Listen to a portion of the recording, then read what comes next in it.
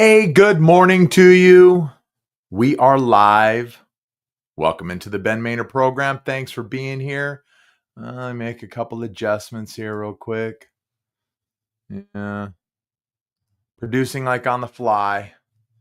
Let me see if I can, not that you need me to be any closer, but let's see if I can do this. Let's see. Do we like that? Let's go down. Let's adjust that. Wrong way.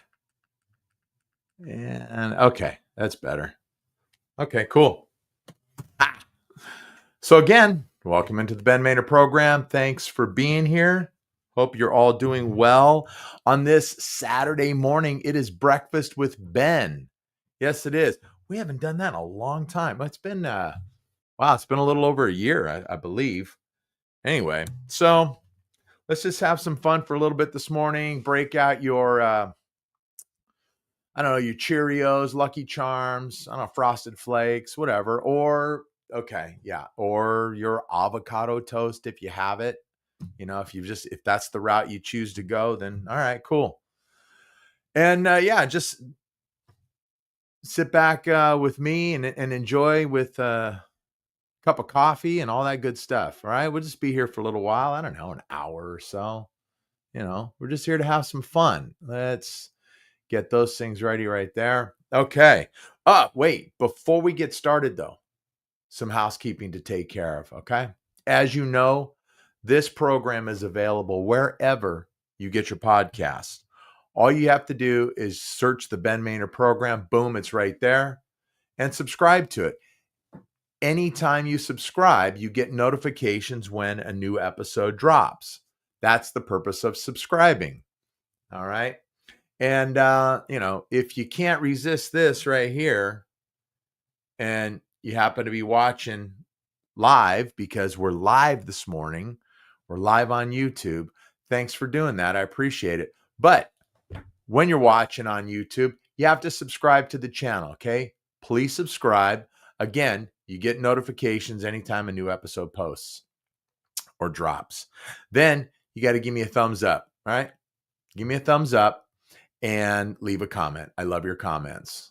So, yeah, that's right. Again, tell 1,000 of your family and friends. Okay. 1,000 people out there. That's not too many people to get out there and tell about this really cool podcast called the Ben Maynard Program. So tell your buddies, tell your family, all your friends. You know what? If there's some people out there that you don't care too much about, tell them too. All right. So, then you can follow me on Instagram, all one word, Ben Maynard program, or follow me on TikTok, which you're right there, right there. Yeah. And that's the Ben Maynard program. Okay. So plenty of ways to take in this show for your dancing and listening pleasure. And here we are with that. We're live. We're live this morning. Breakfast with Ben, yours truly right here. Okay. Let's just have a little bit of fun. Let's see. Where did we leave off? We left off last week. We talked about the top 30, and not top 30. We talked about the albums turning 50. So albums from 1975 turning 50 this year. I think I covered 15 of them. That was a lot of fun, and it's getting a lot of good response. People are liking it. They're watching it. They're listening to it, and it's good stuff. If you're of my age, it takes you all the way back to when you were like 9, 10 years old, and just, remembering those albums, remembering the songs on those albums. Maybe a particular album had some great artwork. Back then, remember albums were 12-inch acetate. It came in, big covers. I got several of them right here. Got several of them right here on the shelf. See, there you go. There's my Paul Stanley solo. And so artwork was tremendously important, and it was great to look at. So, hang on. Put that thing right back. So, yeah, albums were just Look, I love albums. I don't have a turntable any longer, so I don't listen to them. But I like to buy them every once in a while, just so that, especially the ones that I, used to have when I was a wee lad, um, just to look at and have and remember everything that I was going through at the time that I had it. So anyway, that episode is doing really well, and I thank you guys for that. You guys are real helpful with that. Um, so we'll cover some more music this morning. How's that? Before we get into that, though, I want to remind you all to mark your calendars. Saturday, October the 4th. Okay, Saturday, October the 4th, 9 a.m. Pacific time, right here in this studio. Sheriff Chad Bianco, who is the 2026 Republican gubernatorial candidate, will be here in that chair right there. We're going to have a great time, get into some good discussion. So you're going to want to join us for that. It is going to be live. We're going to be streaming live. So we'll be fielding questions and comments. If you have any, write them down, save them up, and be with us that morning. And find out everything you need to know or you want to know about your Republican gubernatorial candidate for 2026. We're going to talk a lot about that stuff. It's going to be a ton of fun. And like I said, I'm hoping that it'll be quite educational as well. So again, mark your calendars, Saturday, October the 4th, 9 a.m. Pacific time. Okay? Cool. Let's see. All right, where do we want to start? Let's put something on so that I can see what I'm doing here. All right. Like we do when we go live. Let's get it right here. Open this up, and where is it? There it is. So today is Saturday, September the 6th, right? Yeah. So what is today? All you bacon lovers out there, today is International Bacon Day. Okay. I don't. You went down. Yes, you did. I myself, I don't eat pork, so I don't eat bacon. I don't have turkey bacon or anything like that either. So, but for those of you who do, excellent. Today's your day. Celebrate it. Celebrate it. Crispy, savory strips that make breakfast extra awesome, right? It's a delicious high five to your taste buds, right? Yeah. I tell you what, it smells delicious when it's cooking. Bacon smells absolutely delicious when it's cooking. Just like coffee. I'm not a coffee drinker either, but when coffee's brewing, man, it really, really smells good. But yeah, not so much on the taste side of it. Not for me anyway. I mean, if you guys enjoy it, great. Love it. So International Bacon Day. So when we're done here, or if you're watching by yourself, or you've got the the television on in the living room, but you can see from the kitchen, maybe you're frying up some bacon right now. Have at it. What else? It's also National Read a Book Day. I don't know if that means you're just supposed to read a book today, like read the whole book, or just at least be reading a book today. If you're like me, yeah, you're not getting in a whole book in one day. I am like the slowest reader. I love to read, but boy, am I slow. I'm very, very slow at it. Yeah, I got something up there. I just don't want to reach because then I get too far away from the microphone and you can't hear me. But yeah, I mean, if it's like a 50 pager, okay, I could take that in a day. That's no big deal. But other than that, it's not happening. It's also National Coffee Ice Cream Day. So we're talking about bacon. We're talking about coffee. Now it's Coffee Ice Cream Day. Huh. I know some of you out there, it's got to be your favorite flavor. Me, just give me some like chocolate chip cookie dough, and I'm good. I'm good with that. But whatever. What else? What else do we have going? Oh, yeah, I don't have one of these, but it's World Beard Day. World Beard Day. You know, that's just not for me. That's not for me. I I'll go a few days without shaving. I'll go a week without shaving. It's great, especially now that I'm 60 years old. Um, I have no gray on top of my head, no gray hairs on top of my head. However, my beard is very gray. When I was much younger, a much younger man, being that even though my hair doesn't look too blonde anymore, it looks very dark. I had really light blonde hair, but my beard had a lot of red in it. But now, like I said, at the ripe old age of 60, it is very gray, and I tend to start looking a lot like Papa Smurf. Which, okay, that's fine. I'm all right because there's a little contrast here, from here to here. But Catherine doesn't like it, so she doesn't like the beards. Even when I after a week and a half or so, because I'll do it when I'm lazy. I'm either I don't feel like doing it for a week while I'm working, or maybe I'm working nights. I don't have to see people. It's not a big deal. Um, or I'm on vacation. Like usually towards the end of the year, I always take a couple 3 weeks in a row for vacation. I don't like to shave. I hate shaving. I always say when I was that I wish I had never started shaving when I was a teenager. How does this lead into National or World Beard Day? Well, this is how it does. Okay, we say something, I say something, I just go on a bird walk. But nonetheless, beards just don't work for me. So sorry. If you got one out there and you're rocking it, then good on you. Good on you. And continue to rock it.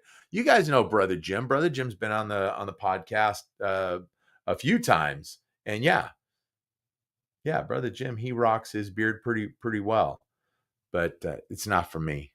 It just doesn't work. So even if I trim it up and I go with the mustache and goatee, yeah, it kind of looks okay for a little bit, but like I said, Catherine's not digging it. So, okay, good enough. Good enough for you. Good enough for you there. Good enough for you. Good enough for me. Good enough for all of us. All right. So next, this day in history. This day in history, September the 6th. Let's see. Let's hit a few of these right here. Let's see. You guys won't care about that. I won't care about it. Okay, well, this day in 1944, September the 6th, 1944, Germany fired the first long-range V-2 missile at an Allied target during World War II. Yeah, not too long after that, they threw their hands up and surrendered. Let's see. In 1991, the Soviet Union, who was falling apart at the time, breaking apart, recognized the independence of the Baltic states, Estonia, Latvia, and Lithuania. Oh, here's a good one for all you sports nuts out there, baseball nuts. Cal Ripken Jr. Yes, on this day, September the 6th, 1995, Cal Ripken Jr. played in his 2,131st consecutive game, surpassing Lou Gehrig's record, which stood for more than 56 years. Quite a feat. That was a tremendous feat. I'm trying to remember, was he? I think were they playing the Angels? I don't remember if they were playing no, maybe they weren't playing the Angels. Who were they playing at that time? Can't remember who they played that day. I do remember seeing all the clips and on Sports Center and all that stuff. And I was happy for Cal. I was happy for Cal. That's a tremendous feat. The longest streak up to that point to challenge Lou Gehrig's streak was Steve Garvey of the Dodgers, and that streak was broken. I think he played in, I want to say he played in around 12 or 1300 plus games in a row. And of course, most of that was with the Dodgers. And then it was after the 82 season. Yeah, after the 82 season, he signed as a free agent with San Diego Padres. And I think it was like 1 or 2 seasons after that, in spring training, I think he was sliding and he broke his thumb. And that was it. That was it. Ended that streak. So, and that, I mean, that was a good run. But you're talking 2,100 games, 2,131 to be exact. Let's see. Oh, yes. I remember this. This day, I should say, September the 6th in 1997. I'm going to tell you a little story about this one. Oh, no, I'm sorry. A week after her death, yeah, I'll still tell you a story. A week after her death in a car accident, a funeral was held for Princess Diana, and an estimated 2.5 billion with a B watched the televised ceremony, which included a performance by Elton John. Yeah. Do you remember where you were when you heard that Princess Diana had passed? I do. I was here at home. I was here at home. And so this is 1997. And I used to have a watch. It was a Seiko watch. It was called a Seiko watch, made by Seiko, of course. It was really really kind of inventive, creative. I mean, it was certainly, we didn't have cell phones back then. We didn't have any handheld electronic devices that gave us this type of information. But so the Seiko watch, it received text messages. It also gave me news updates. It gave me sports updates. It gave me all those, the weather worldwide, all this kind of stuff. Stuff that you're thinking, oh, well, so what? I get that all the time now. No big deal. It's right here in the palm of my hand, with my cell phone. But remember, this is 1997. This is really, I mean, yes, we had cell phones back then, but they were so primitive that, you could barely get a signal anywhere. So my Seiko watch, I had it sitting on top of, I don't know, somewhere in the bedroom dresser, whatever it was. And it's about, I don't know, 8, 9 o'clock at night. And it goes off, and there's an alert. And I walk over to it and I pick it up and I look at it, and it simply said, Princess Di dies. And I remember that was a Friday night here at home in America. But so I'm sure it was Saturday morning, Saturday early morning hours, whatever it was. But yeah, that was something. That was a trip. But I remember where I was when I heard about Princess Di dying. Yep, right here at home. And let's see, what else on this day? Oh, let's go back a little bit. All right. This day in 1901, President McKinley was fatally shot. Shot this day in 1901 by Leon Zolgaz. I think that's how you say it. An anarchist at the Pan American Exposition in Buffalo, New York. And President McKinley died 8 days later. So there you go. There you go for this day in history. And normally when we do the live thing like this morning, Breakfast with Ben, hey, you get your coffee, your donuts, your cereal, your bacon, right? Bacon. You want some bacon. We usually do whatever national day it is, and then we do celebrity birthdays, and we cover this day in history. And I'm not giving you any celebrity birthdays, because when I popped it open and looked it up, it was nothing but TikTok stars, and I think Instagram stars and YouTube stars. And I'm thinking, no. Nope. No, you're not a star because, a million people watch you on TikTok or a million people watch you on YouTube or Instagram, whatever. No, you're not. No, sorry. You're not a celebrity because of that. That doesn't work for me. I don't care if this podcast gets 10 million views. That's not going to make me a celebrity at all. It's never going to happen, but it's not going to make me a celebrity. I don't have to worry about it. So, yeah. So, sorry, no celebrity birthdays today. So yeah, we talked about the, I recapped a little bit on the albums from 1975. I was going to pop up some more, but instead I thought that I got this list of the 30, the top 30 singles from 1975.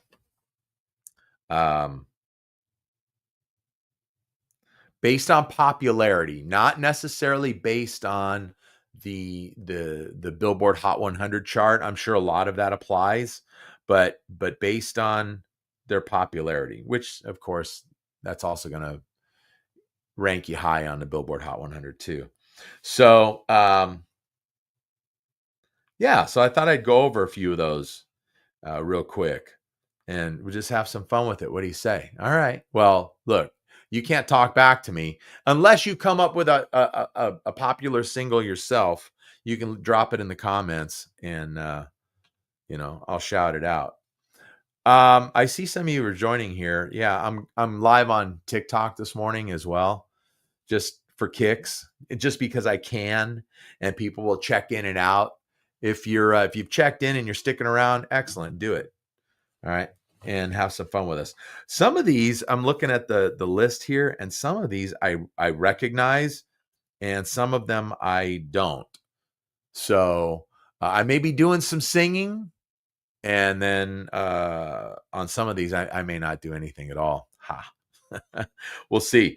But let's go. We'll start from number 30 and work our way down. Number 30 was Lido Shuffle from Boz Scaggs. Come on. If you're my age, and even if you're not, doesn't mean you don't know the song, because music is timeless and young people like older stuff. And so, so it goes without saying. But Lido Shuffle from Boz Scaggs, that was a great song. And I talked about having singles last week, some of the singles that were released on these albums that we celebrated last week. And I had the single for Lido Shuffle, 1975. I remember that. It was that was a good song, good catchy song too. I dig it. Really, really good one. And I think Boz is, pop rock, jazz, blues, kind of all that fused together. Real popular, real big artist from the Chicago area, and had a good run there in the mid to late 70s into the early 80s. And from the late 70s through the early 80s, did a lot of work with Toto. Everybody knows Toto. Or I should say, Toto did a lot of work with him. They were his band in the studio on a lot of his stuff during that time. And if any of you remember out there, the members of Toto were all known in the LA area for their tremendous musicianship. They're all studio musicians, and from a very, very young age. These guys are like in the late 70s. These guys are like kids. Steve Lukather, when they were recording their debut album in 78, he's 17, crazy stuff. Anyway, so Lido Shuffle, Boz Scaggs. See, you say one thing, or I say one thing, and I just start bird walking and talking about all kinds of other stuff. This one I don't. Oh no, I do. That's right. This was Linda Ronstadt's "When Will I Be Loved." That's the cover of the Buddy Holly song. That's right. Right? How's it go? Oh, you guys know that one. I'm getting the hook. I'm getting the hook stuck in my head. That'll be the day when you make me cry. That'll be the day. Yeah, there you go. You say you're gonna leave me. You know it's a lie, 'cause that'll be the day. No, that's not it. That's when I wait. No, when will I be loved? No, that was different song. They kind of sound like that, but wait. When will I be loved? I know the song. I know the song. Hook stuck in my head though, but no, it's not. It's not the Buddy Holly cover. Sorry, I'm singing the wrong song. If you enjoy my singing though, great. Then good on you. I hope you do. Hope you enjoy it. Number 28. This one I definitely don't recognize by name. I might recognize it if I heard it. How Lucky Can You Get from Barbra Streisand? The Great Babs. Let's see. I don't know that one. If you guys know that one, give me it. Like, you can leave a thumbs up in the in the comments, or whatever. Let's see. Number 27. I'm not familiar with this one. I Don't Like to Sleep Alone from Paul Anka. Do you guys know that one? Anybody out there know that one? I do not know that one. Paul Anka, though, big time songwriter, wrote so many songs that were covered by just a bazillion different artists. What was it? What was the one that wasn't it Having My Baby? Yeah, Having My Baby. And that's Paul Anka too, I believe, right? I should look it up just so like fact check myself, right? I think that's Paul Anka. Number 26. Everyone knows this one's big time song. Big time song. Lowrider from War. Yep. And then it's probably made even bigger and more famous from comedian George Lopez. Like it's his walking out music when he had his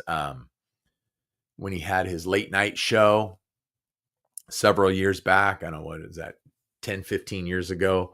That was his walkout music.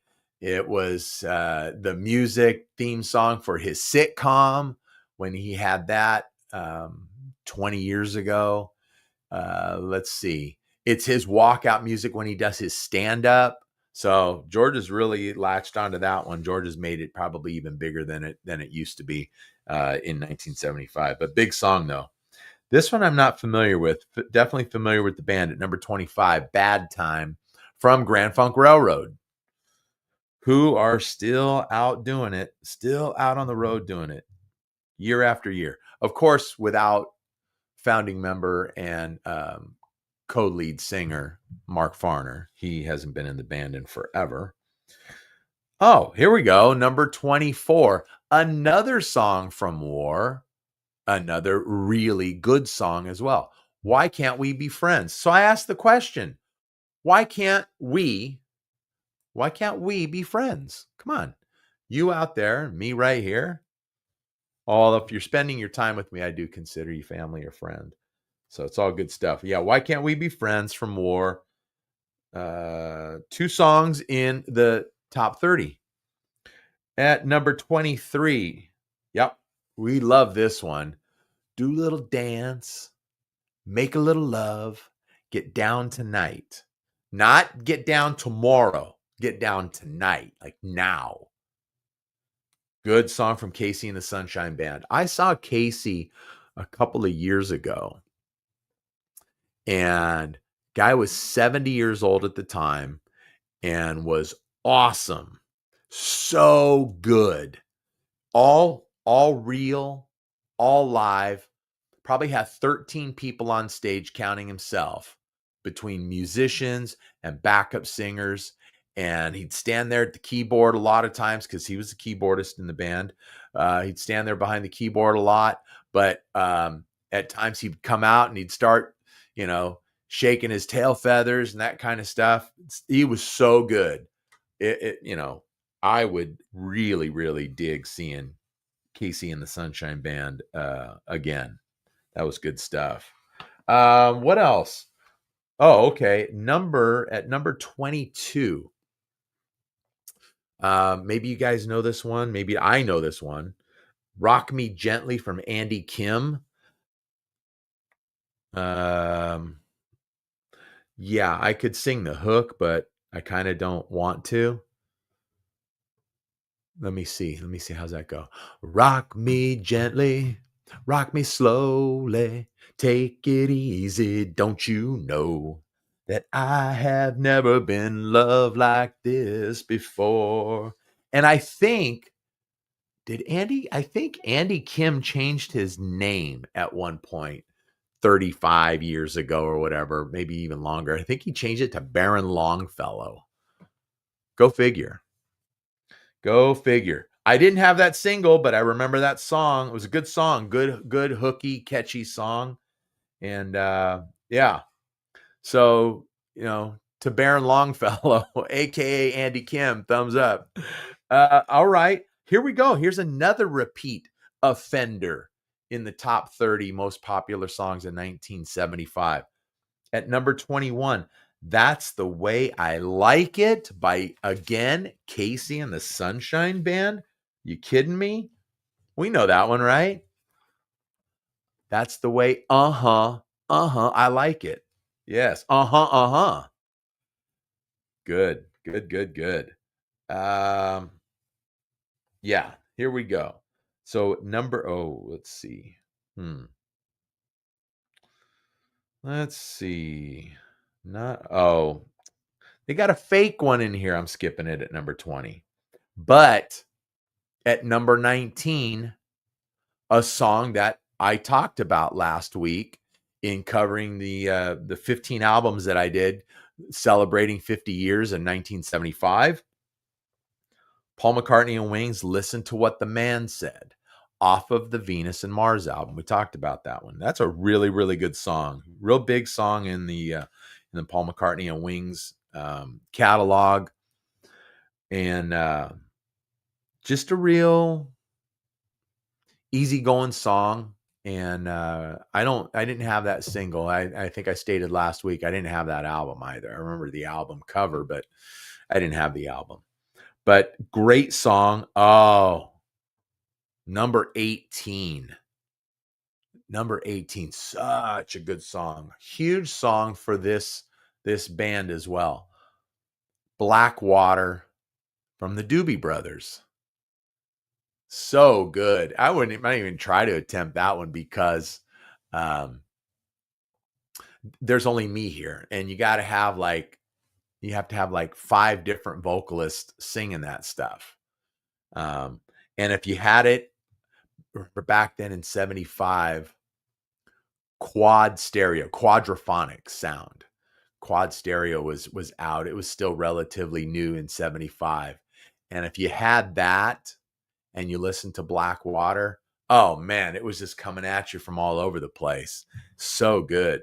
Really, really good stuff. And the Doobie Brothers have always been known for their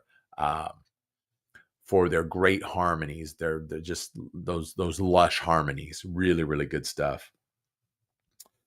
Number 17, I'm Sorry. No, not me. I'm not sorry. I'm Sorry from John Denver. I don't know. That one I'm not familiar with. Give me a little Rocky Mountain High or Take Me Home Country Road, Sunshine on My Shoulders, whatever. Yeah, I know that stuff. But I'm not familiar with I'm Sorry from John Denver. Number 16 from Van McCoy and the Soul City Symphony. Do you guys know who they are?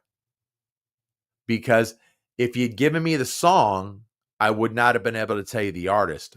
But we all know the song. Great song. It really is. The Hustle. And it's right at the beginning stages of disco. Right at the front side of disco. The Hustle. I remember my buddy John. We were in 1975. Well, we were 10 then, but we were in junior high, 7th grade. And we went to different junior high schools. The one that he went to was giving after school, I think it might have even been in the evening, disco lessons. and he went to he took disco lessons at his junior high school. And I remember they were dancing to the hustle. So they were learning the hustle. And man, I remember his dance partner. Wow, was she good looking? She was a great looking 7th grade girl. Man, I had a crush on her, and I don't even know her name, and I never said one word to her. But I was jealous of John, got to dance with this pretty girl. Holy Toledo. And, in case you guys don't know, but line dancing, country western line dancing, is when it first started, there's all kinds of crazy stuff that goes on with it now. I watch people and my head's spinning because they're killing it. They're doing all kinds of crazy stuff, good stuff, but it's bananas. But it all originated from the hustle. Check me on it. I dare you. Let's see. Let's get past that one. And let's move to number 15. I remember this one. Fly, Robin, Fly. I had the single. This one I had the single on. Fly, Robin, Fly from The Silver Connection. It's probably the only song that they ever had. Probably only put out one single. Probably never even put out an album. But I do remember there was this, and if you're my age, you know, but there were these TV ads from a company called K-Tel. They put together all kinds of different stuff, like Pocket Fisherman. I won't say Pocket Fisherman. I think that was Ron Popeil. But they put together these little gadgets, stuff, and you'd order by phone, pay through the mail, whatever, that kind of stuff. But they used to put out music all the time. They put out albums, compilation albums, and I remember they put out some kind of a disco compilation, K-Tel Disco Fever or whatever, something like that. And it would have, 20 different artists with their big hit on there. And I remember Fly, Robin, Fly was on that. I remember the TV ad and the song title would kind of float across the screen and it would say Fly, Robin, Fly. They play a clip of the song and it would say Silver Connection, and none of that really matters, but that's what I remember about the song. So, you guys know, no, you guys probably don't know this one. At number 14, you will know the number 13 song though. At number 14, Feelings by Morris Albert. I don't know. I'm not even familiar with Morris Albert. I might be. I don't know. Now that I say it, now that I actually say the name. Oh, yes, I do remember. Because, yeah. Feelings, nothing more than feelings. Yes, I do remember. See, it came back. It came back to me. How's that? Pretty good, huh? Yeah. Feelings. Whoa, whoa, whoa. Feelings. Yeah, that was it. Man, sound pretty good. I pulled that one right out of my rear end. Number 13. We all know this one. You're So Vain from Carly Simon. We all know this one. And I don't honestly, I don't know to this day if it's ever been revealed who she wrote the song for. There was speculation.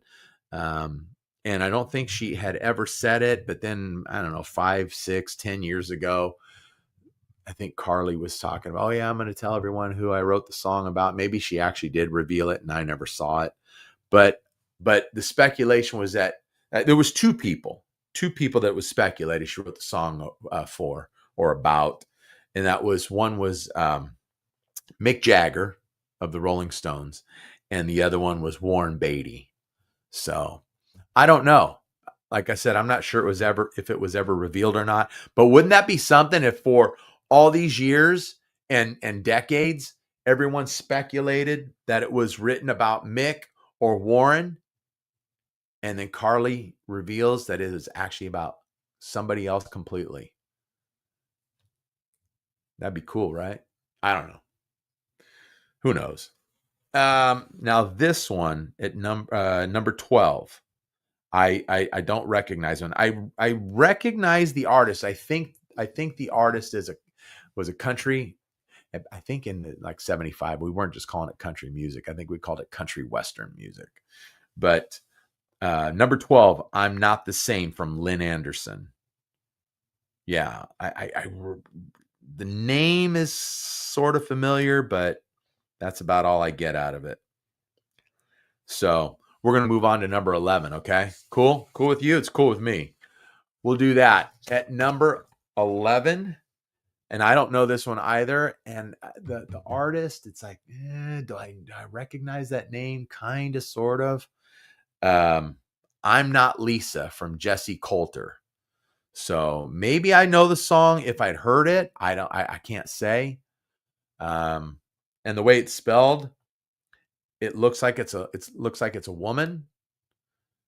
And she's saying, "Hey, I'm not Lisa. I'm Jesse. I'm not Lisa." So I don't know, maybe. Oh, yes. Here we go. Number 10. We're going to break the top 10. Number 10. Thank God I'm a Country Boy from John Denver. I just mentioned that. That one I remember. That's a good one. Yeehaw. Here's another one. Talked about this one last week also. From the Eagles, off of the album we talked about, the title track, One of These Nights. Just a staple in the Eagles catalog. I just got a text message. What's happening, Larry? My good buddy Larry Reedy is watching live. He he just sends me a text to let me know he's watching. You could have put it in the comments, Larry. And I hope you know some of these songs too, because as we've established, you're a little bit older than I, and you like to tease me and you tell me, "Hey, I got kids older than you, Ben." So you should know some of these, and you love music as well. So Larry's a big music lover too. But thanks for tuning in. I really appreciate that, Larry. Oh, and you know what? I'm going to plug Larry's podcast too. Larry Reedy's America. It's wherever you get your podcasts, wherever you stream them, it's there. Larry Reedy's America. And Larry's done so much stuff. He's had his podcast going now for, I don't know, I think it's like 4 years. So he's got a ton of episodes. Right now, he's in the middle of doing a series on all the presidents of the United States. He started at George Washington. I believe he started that right at the 4th of July. So he's going to carry it all the way into next year as we, the nation, celebrate our 250th anniversary. He's doing a really, really bang up job with that, doing a great job. It's very informative. When we were all in school at our age, we studied presidents, but we studied like this much on most of them. The big hitters, the big names: Washington, Jefferson, Adams, of course, Abraham Lincoln, and then as we got into the 20th century, little Teddy Roosevelt, FDR, we studied a little bit more on those, like I said, those big guys, the heavy hitters. But Larry's breaking down each president, and he's giving you some great information. He's bringing in guests to go over the discussion and the biography on each of these guys as well. And it's good stuff. It really is. So check out Larry Reedy's America wherever you stream your podcasts. Free plug, Larry. I'm not going to charge you a dime for that. I love Larry. He is such a great guy. Such a great guy. He is my buddy. That is for sure. So Eagles, One of These Nights, great song. Still do it every night in the set. It's just one of those things. It's a staple for that band. And let's see. So let's move up to number 8. How's that? Number 8. I think we all know this song. Laughter in the Rain from Neil Sedaka. And I know the song. It's a good song too. And Neil was still relevant in the 70s, but he was more on the back end of his career and his popularity. But that's a good song. It's a mainstay. I mean, everyone knows that song. Actually, I think in 75, he also had a single. I check my math on this one, people, but because I had the single. But Neil wrote a song and performed it. He did a duet or duo. I always think it's a duo when it's two guys, but he did a duet with Elton John. The song is called "Bad Blood," and a young, I don't want to say up and coming Elton John because he'd been established at that point, but he was still early in his career, but nonetheless still quite popular. But yeah, Bad Blood, Neil Sedaka and Elton John, great single. And check me on that. I'm almost positive that was 1975. Okay, moving on to number 7. We all know this one too. From David Bowie, Fame. I think this was John Lennon's like favorite David Bowie song. But yeah, Fame, great song. Fame, fame, fame, fame, fame, fame, fame, fame, fame, fame. Yeah, you all remember it. I did a poor job of that. I got dry mouth for one. I'm on like an hour and a half sleep. I got home. I told you, if you watched the TikTok video yesterday that I put out, I told you I was going to be crispy this morning. I'm surprised. And then, there we go again. There we go again. I got my phone phone cradle here on the table, and it's suctioned down, and twice now it's fallen. Sorry. This is what happens when you're live. There's no cut, start, stop, all that stuff. But it'll probably fall down. Excuse me. It'll probably fall down again, but who knows? And why it does that, I have no idea. But nonetheless, Fame from David Bowie, great song. One of his biggest, what album was that off of? Somebody's going to say, well, it was off of Fame, you knucklehead. I don't know. I'm just saying that. I'm just saying it. Oh, good one. Number 6 from Earth, Wind, and Fire, Shining Star. Great one. Everyone knows that one too. As a matter of fact, let me see. I mean, it's a big song, huge song for Earth, Wind, and Fire. And honestly, before I printed out this list, I didn't realize it was from 75. I had no idea it was that old. I did think it was in the 70s, but I thought it was on the back end of the 70s, 77, 78, 79, somewhere around there. But no, 75. And I think, let me see. Yes, as a matter of fact, I am correct. If you guys are into the hard rock and heavy metal and especially the stuff that came out in the mid to late 80s, a band by the name of Stryper. They were actually a Christian heavy metal band. They're actually still active to this day. They still put out new music, and they're out there, killing it on the road to this day. They did a cover of that song. And how does a heavy metal band do a cover of Shining Star? I don't know, because I don't think I've heard that one. But I have heard a lot of Stryper. They're good. They're actually phenomenal band.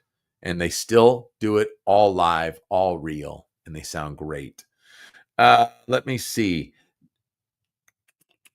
Number 5. At number 5, we have My Eyes Adored You. I'd have to hear that one. That was from Frankie Valli. Here is saying the song title, it sounds familiar, but I'd have to hear that one. I think I do. I think I am familiar with that one though. Oh, yes. Number 4, Before the Next Teardrop Falls from Freddie Fender. Freddie Fender, he was a country western artist. And I do remember this song, not enough for me to sing it, but one of his other big hits was, oh shoot, the name is escaping me now, but I'm trying to, don't you remember the day that you went away and left me? Here we go. I was so lonely, crying for you only, my love. That was Freddie. That's kind of a poor imitation of Freddie Fender, but that's kind of how it was. Why should I keep loving you when I know that you are not true? Yeah, just like that. Why should I call your name as you're turning this off for making me blue? Yeah. Trying to remember that. Wasted Days and Wasted Nights. That's it. Whew. I pulled that one out of my rear end. That was the one. Man. But Before the Next Teardrop Falls, a great song. Wasted Days and Wasted Nights. Excellent song. So good. Look it up. Look it up and listen to it. You'll find the video. Come on, it's everywhere. You'll find it on whatever streaming service you use. It's there. It's such a cool song. Both those songs are great. All right, we're getting into it now. 3 left. I talked about this artist a minute ago. And another huge song at number 3, Philadelphia Freedom from Elton John, as we called him in 70. But EJ, that's what we called Elton John. I don't know if that's what everyone else did, but I know in elementary school we were calling him EJ. So Philadelphia Freedom, the song he wrote for Billie Jean King, the women's tennis star, really, because she was a star. She was an absolute stud in the female sense on the tennis court. She was great. She was tremendous.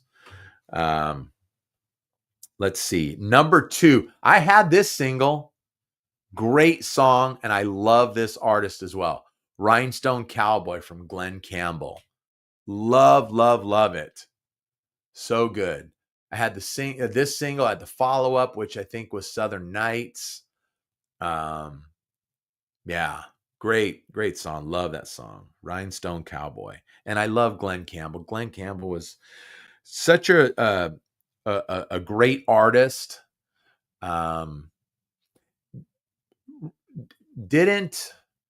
Didn't write a lot of his own songs. In fact, I think it was Jimmy Webb who did a lot of songwriting for Glen Campbell, or at least Glen performed a lot of songs that Jimmy Webb wrote. I'm not sure on this one if this is a Jimmy Webb song or not, but Glen was a tremendous artist and a very well respected, but underappreciated guitar player. He could wail on the guitar, and he was a part of the Cutting Crew, which was a whole group of studio musicians from the 60s and 70s. He was a part of that group. So when you are a well-known studio musician, you got to be good at your craft. Let's see. And number 1, we all know this one. And I talked about the writer of this song just a few minutes ago. From Captain and Tennille, the Captain and Tennille, Love Will Keep Us Together. And I had this single. I did. I was grooving. I was bouncing up and down and bopping to this single when I was 10. Song was written by Neil Sedaka. Check my math. All right. And we just talked about Neil with Bad Blood and Laughter in the Rain. So, but huge song for Captain and Tennille. I won't say it was their biggest. It could have been, but I know they had some really big hits afterwards through the late 70s and even into the early 80s with Muskrat Love.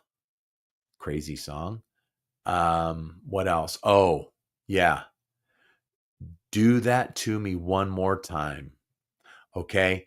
Listen, if there's any children watching or listening, please cover your ears.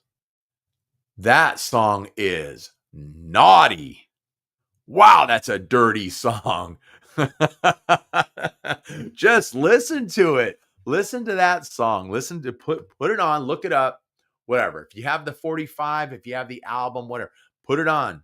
Drop the needle and listen to it. If you have the CD, put it in your player, listen to it. If you have nothing, stream it or even go on YouTube and watch the video. I'm sure there's a video for it somewhere. But man, what a naughty song. Put that one on with your loved one. It's happening. You know, Larry, if you're still watching, we talked about once on your podcast, we talked about was the song I think it's the anniversary song. And you were saying that put that song on and you're going to get lucky. Well, same thing with Do That to Me One More Time. Yeah, same thing. It's going to happen. It's going to happen. No question.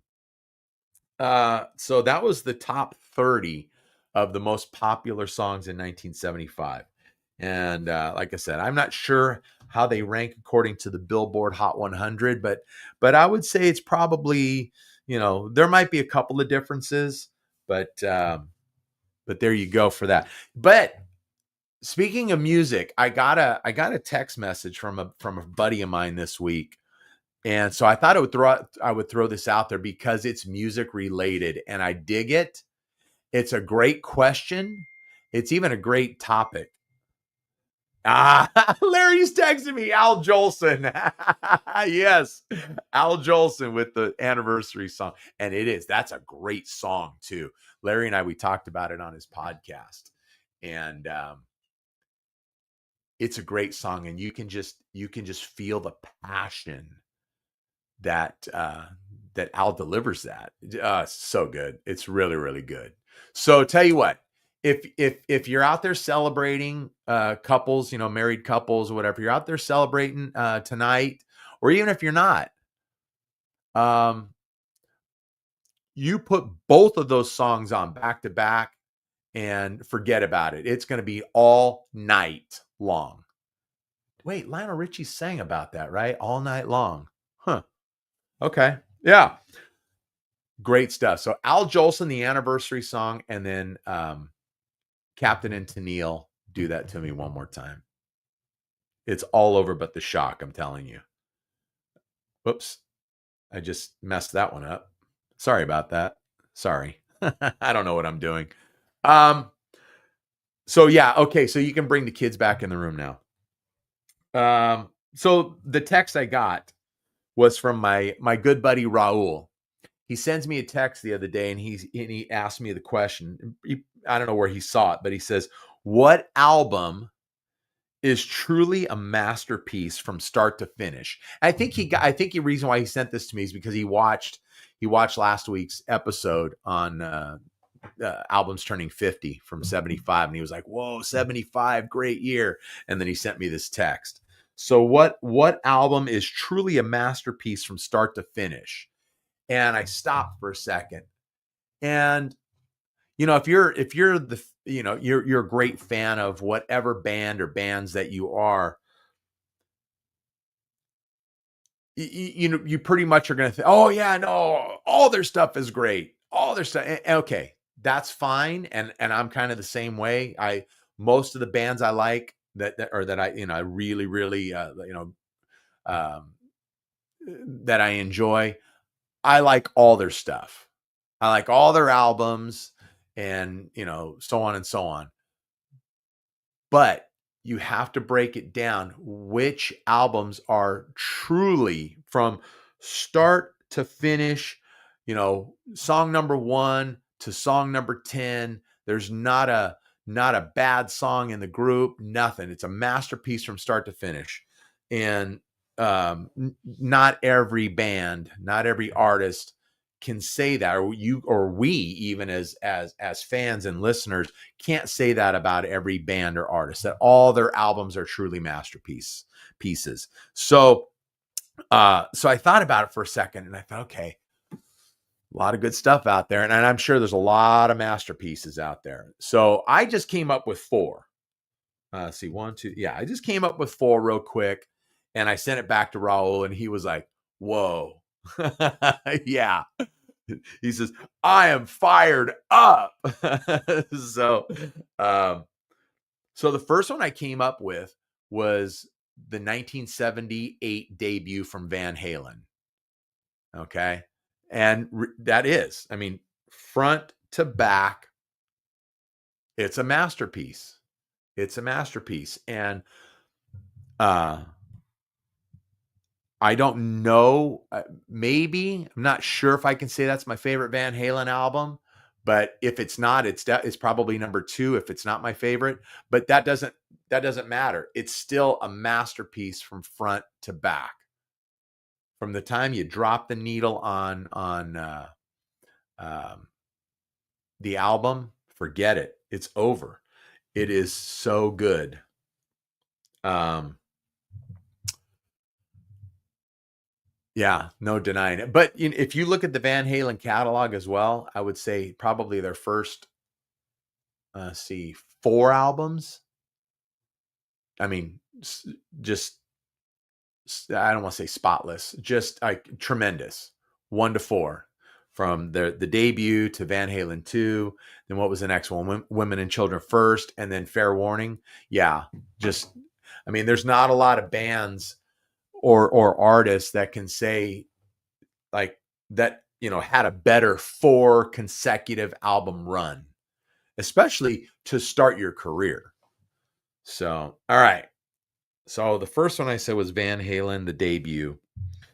The next one was Led Zeppelin IV. Now some people would pick out a different Zeppelin album in the catalog. And last week, this year, in 2025, Physical Graffiti is celebrating 50 years. We talked about it last week, and a lot of people say that that's the best album in their catalog. And it probably is.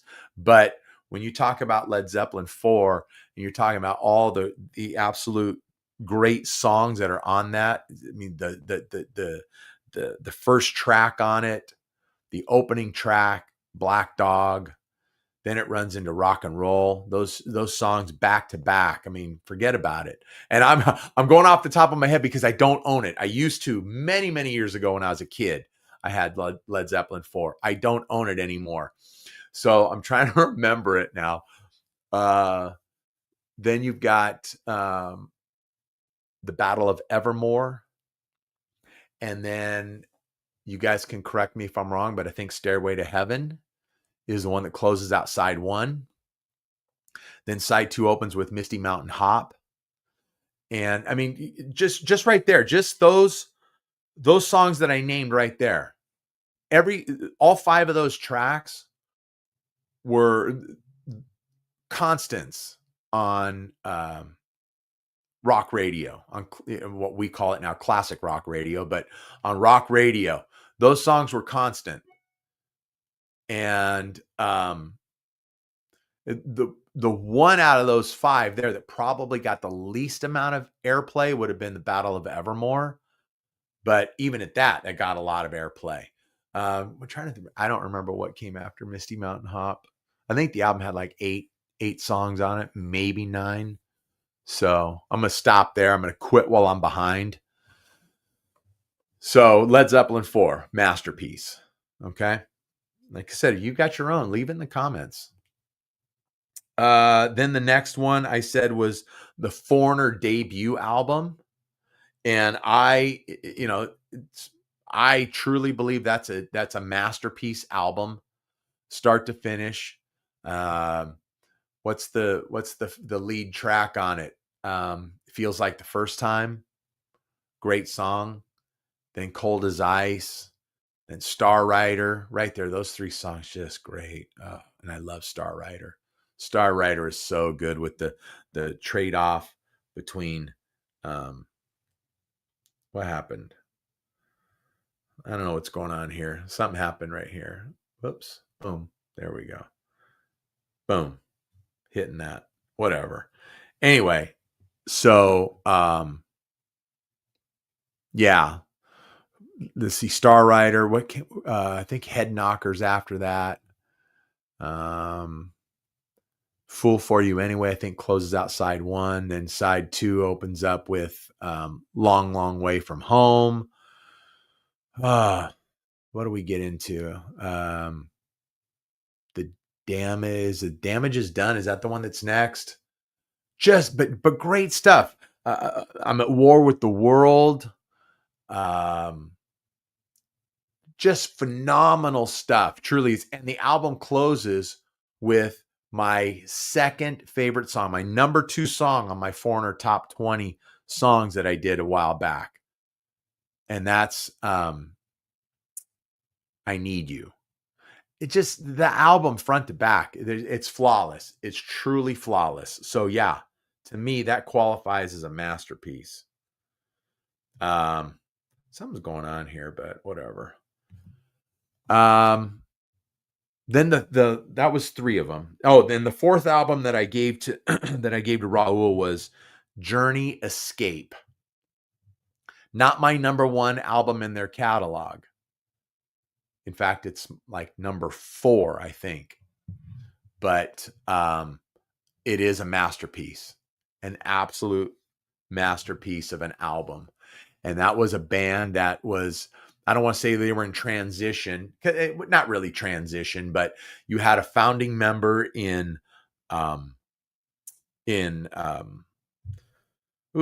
the name just leaves me. Greg Raleigh. You had founding member Greg Raleigh leave the band. He talked about retiring from the business, wanted to start a family, that kind of stuff. And then he also was kind of sick and tired of Steve Perry, but whatever. That's their thing, not mine. But so you had that happen after the tour for the Departure album.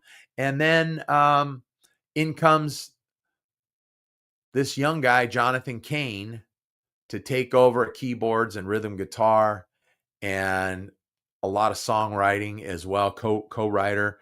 And the band goes from here to here immediately. I mean, the trajectory with the release of Escape.